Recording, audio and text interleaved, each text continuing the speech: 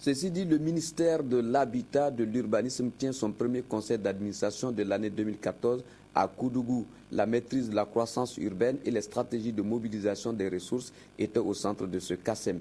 Isaïe Parkouda pour le compte-rendu.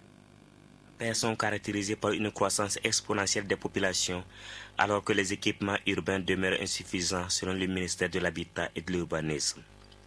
Placé sous le thème « Maîtrise de la croissance de nos villes pour un développement urbain durable », ce conseil d'administration premier du genre pour cette année 2014 va servir de cadre de réflexion sur le processus de planification et d'aménagement urbain, mais également un tremplin pour trouver les sources de financement nécessaires à la maîtrise de cette croissance.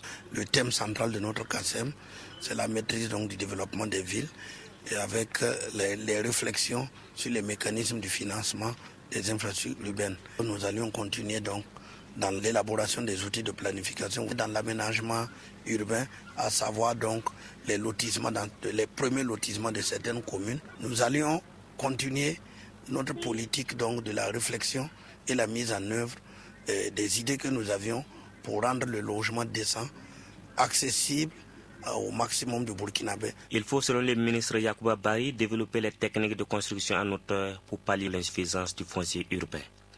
L'État, de son côté, reste acteur de premier plan dans la mise en œuvre des mesures de planification et de réglementation et la promotion de la gouvernance urbaine. Nous allions effectivement continuer à jouer notre rôle de maître d'ouvrage délégué pour le compte de l'État à travers les réalisations que l'État engage, soit dans le cadre du 11 décembre, soit dans les travaux de construction de bâtiments administratifs.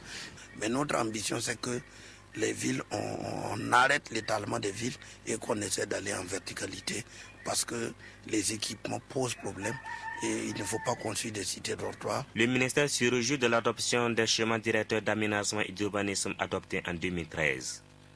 Ces schémas constituent des documents de programmation pour une meilleure implantation des équipements socio-économiques au Burkina Faso.